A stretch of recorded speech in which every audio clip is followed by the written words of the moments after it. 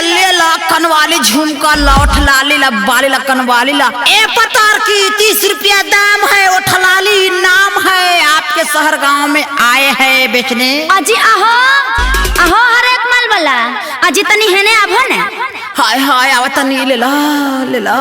हाँ तो देखाब तब ने। हाँ देख लो।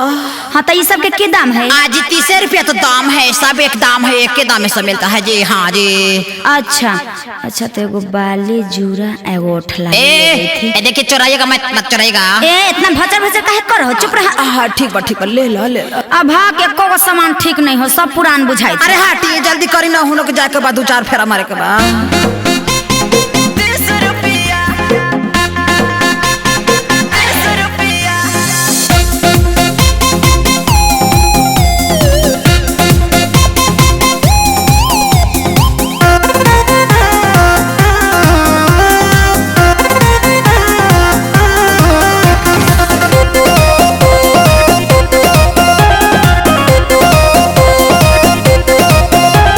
जल्दी जल्दी करबो नहीं देखिए के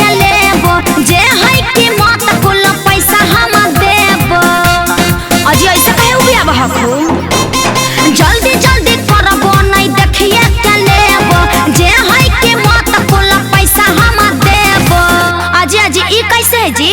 आई फितवा वाला भौजी। ना जी ई वाला कैसे है? अजी इसका 30 रुपया लगेगा। बात ठग है जी। सुना भौजी तोरा झूठ बोले थी ओ, सगरो एक दाम में देले हियो। सुना अरे टोलवा मोहल्ला में सबको दिया, टोलवा मोहल्ला में सबको दिया। ए भौजी हर एक माल 30 रुपया, हे भौजी हर एक माल 30 रुपया, हे भौजी हर एक माल 30 रुपया जी। अच्छा देखिए देना है तो सही से दीजिए, हम अपना 3 गो बच्चा खातिर 3 गो पैंट लेंगे, एगो अपना राजा जी खातिर भी लेंगे।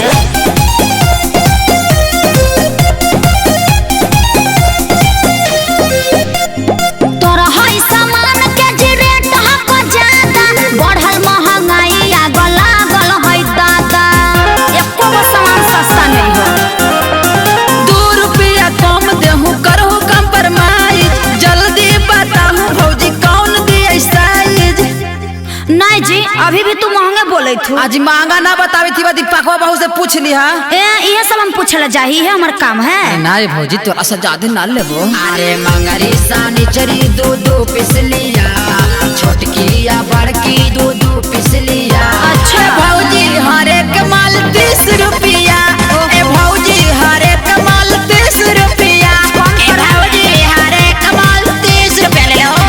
ऐसा करबो तो कोई नहीं ले तो बुझलो ने।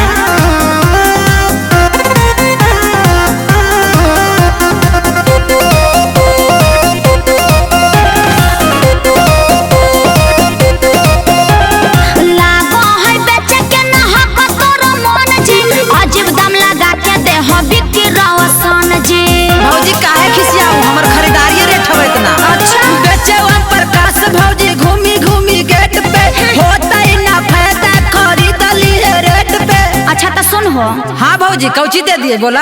अच्छा तो ऐसा कर हो, लिपस्टिक पाउडर काजर आ एगो जूड़ा दे दो। हाँ हाँ ला ला ला ला पैक हो गला। लो अभी पैसा रख 10 20 30। ये भौजी इतना में कैसे होते? 30 रुपया आओ दा, एगो नथुनियो ले ला। अरे ले ले नथुनिया प्यारा करता पिया, ले ले नथुनिया प्यारा करता पिया। लइका के पैट ले ला 30 रुपया, अपन छौड़ा के पैट ले ला 30 रुपया, हे भौजी हर एक माल 30 रुपया ले ला। अरे भाग सब गांव में घाटा लगा के धर दे लगे मैं जानी।